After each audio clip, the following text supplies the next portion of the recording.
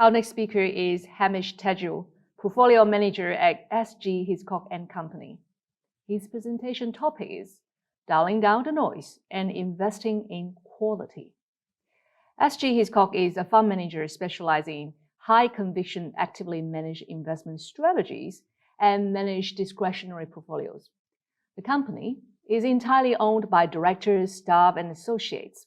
The focus of their funds is on identifying high-quality companies which are sustainably growing free cash flow and returns at an attractive margin of safety. Hamish has over 20 years' experience in institutional equities research and investment management. Prior to SG Hiscock, he worked at Goldman Sachs, JB Weir, and Arthur Andersen. Welcome, Hamish, to the presentation. Thanks, Angelina, and it's a pleasure to be with you today. Just before I start, disclaimer for compliance purposes. This presentation is general advice only and does not contain investment recommendations or provide investment advice. Let's turn to the next slide. As Angelina said, SG Hiscock is a boutique fund manager. We were founded over 20 years ago, and we've got an experienced and dedicated team of 14 investment professionals focused on investing in Australian equities. We're 100% owned by staff and co-invest in our funds, which we believe provides our clients genuine independence and alignment. Our investment approach is very much based on being active managers and high conviction research process, focused on building concentrated portfolios that outperform the market over the longer term, which we've had a strong track record of doing. In Australian equities, we have a broad range of funds across broad cap equities, small caps, emerging companies, and A-REITs. And today, I wanted to focus on two of those funds, two broad cap strategies, being the SGH High Conviction Fund and the XGH X20 Australian Equities Funds. The two funds are, as I say, high conviction Australian equities funds. The X20 tends to hold 35 to 40 stocks, 45 stocks, whereas the high conviction tends to be more concentrated, investing in around 25 stocks. Our investment process is very much based on a philosophy of active management and exploiting market inefficiencies through research insight and investing in high quality businesses which we believe are better positioned to grow earnings and free cash flow and outperform over the longer term. As investors, we also believe that the price you pay is important in determining the ultimate returns, and focusing on valuation and an acceptable margin of safety is absolutely critical. Another important aspect of our investment philosophy is that the future is uncertain and unpredictable. That is to say, we should not ignore what's going on around us. We spend a lot of time observing and understanding the external environment, but we think overly focusing on the macro can be a distraction and create a lot of noise. The events of the last few years and the current mix of geopolitical, social, environmental, technological, demographic issues are all creating a high level of uncertainty and extreme policy responses from governments and geopolitical realignment on a scale that many of us haven't seen in our lifetime. It's also raised the question whether the deflationary trend of the last 30 years has come to an end, and we are entering a new regime of higher interest rates and inflation. This is clearly a source of great debate at the moment, but we also believe is providing opportunities for active managers and longer-term investors. We think dialing down the noise and focusing on investing in quality companies at a margin of safety is the right strategy for the times. Quality companies, in our experience, tend to have more resilient earnings,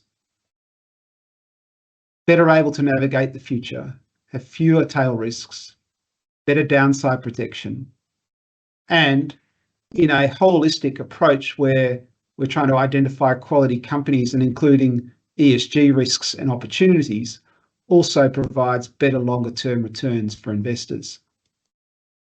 So how do we define quality?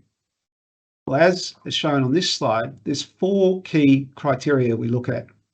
The first is business quality, which really seeks to assess companies' competitive advantage and opportunity to grow. We look for companies with sustainable competitive advantage that ideally is a leader in the industry with attractive market structure and tailwinds that is allowing it to grow at above GDP growth. The second thing is really focusing on the quality of the earnings and our confidence in the earnings predictability of the business. We place a premium on earnings predictability in companies with strong free cash flow, good earnings transparency, and strong balance sheets, and seek to avoid unprofitable and over-leveraged companies. We also think it's critical to assess the management quality. It's something we spend a lot of time thinking about. We're really strong believers in that the fish rots from the head, and it goes without saying, it's critical we're investing alongside management that are properly motivated, can demonstrate an ability to create value, and aligned with shareholders. And finally, as I've mentioned, we spend quite a bit of time thinking about ESG quality, or the risks and opportunities that companies face in the uncertain times that I've spoken about. So if we move to the next slide, our research process is a very disciplined one. It's a bottom-up fundamental approach, as I've discussed, and it focuses on identifying the best quality companies through a quantitative and qualitative research process. Our analysis results in us ranking companies across quality, growth, and valuation in constructing our portfolios. This involves a rigorous debate amongst the team to ensure we're paying a sensible price for the quality and growth prospects of the companies in the portfolio. And we have a margin of safety which protects us against permanent capital loss. A unique feature of the process and in building resilient portfolios is that we seek to provide exposures to different opportunities and earnings drivers to provide the diversification and resilience required. One of the unique ways we do this is through this company lifestyle diversification and in gaining the exposure to companies with different growth, quality, and valuation characteristics. Our view is not all quality is created equal, and the portfolio seeks to provide exposure to faster growing companies through the structural compounders in companies like CSL and Aristocrat. More defensive, stalwart exposures with often monopoly type characteristics like Chorus and Auckland airports. Quality cyclicals that are positioned to capitalise on multi-year earnings momentum through a clear competitive advantage and edge like Woodside and Computershare. And emerging companies which are more early stage type businesses that are profitable and have a strong pathway to cash flow sustainability like Lifestyle Communities and Genesis Minerals. In building the portfolios, we're also very focused on identifying tailwinds for those quality companies. Amidst the uncertainty that I've discussed, we see that there's 4 key or major tailwinds that are running through our portfolios at the moment and supporting a number of our investments, being persistent inflation, surging migration, the energy transition, and essential services and infrastructure. This next slide provides more granularity around some of these themes and how we're linking those themes to stock ideas in the portfolio. By way of example, you can see in the energy transition, we think this is an undeniable theme of strong growth where governments and policy is influencing strong investment.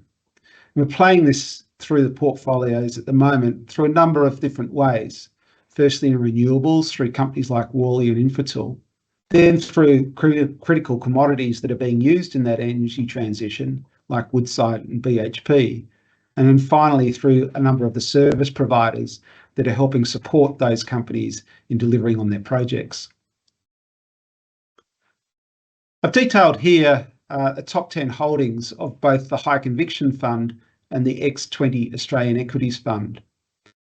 As I highlighted earlier, the High Conviction Fund is more concentrated and invests in around 25 companies, and also in the top 20, so holds companies like BHP and CSL. The X20 Fund tends to hold a higher number of stocks, typically 35 to 45, and invests outside the top 20. In conclusion and bringing presentation to summary, there's really three key messages I wanted to leave you with today. The first is that we do think macro uncertainty is creating a high degree of volatility in markets, but that's also providing an opportunity for active managers and long-term investors. In navigating that uncertainty, we think it's important to dial down the noise and focus on stock fundamentals and investing in quality businesses.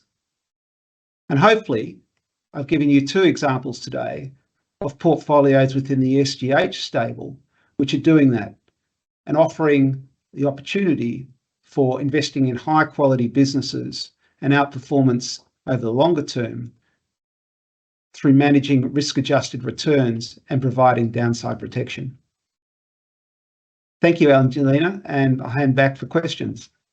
Thank you, Hamish. Do you have time for two questions? The first question is, how is inflation and higher interest rates impacting on how you are thinking about investing? Angelina, I think it's a good question, and clearly it's one that everyone's asking at the moment. So how are we thinking about inflation? I guess there's a few ways. First of all, as I mentioned earlier, the clash, we're seeing a clash between inflation and deflation, and we're very open-minded as to whether rates have peaked. We think it's hard at this point in the cycle, given a lot of the other changes in terms of geopolitical events, etc., to be conclusive on that. We are of the view that inflation and rates could remain stickier for longer. And as I highlighted in the portfolio and one of the themes, inflation persistence and positioning the portfolio for more interest rate sensitive stocks and stocks leveraged to that inflation thematic is something that we're currently doing. We're also of the view though that valuations need to be watched very carefully, clearly in a higher rate environment. And at this point, we are, I guess, cautious or more cautious around some of the longer duration stocks and have limited longer duration exposure through the portfolio. Hamish, in managing a high conviction portfolio, that's what you're managing. The sell side discipline is as important as the buy discipline. So how do you manage this? Yeah, another good question and something we spend quite a lot of time focused on. There's really three main reasons why we will sell a company. The first is that we just think that the value cannot be improved, that it's hit our valuation target or company's been taken over, or we have a better idea to replace that in the portfolio. The second really is that if there's been an impairment to the earnings power of the business, that is, there's been a regulatory change or some change in the competitive environment, perhaps, that means that our investment thesis has been broken. And lastly, we typically sell companies where we've lost confidence in management's ability to create value. We do tend to be longer term investors, and therefore we accept volatility as part of the process. And as I say, really only sell for fundamental reasons. Thank you, Hamish, for the presentation and the Q&A. It's great to see you. Take care.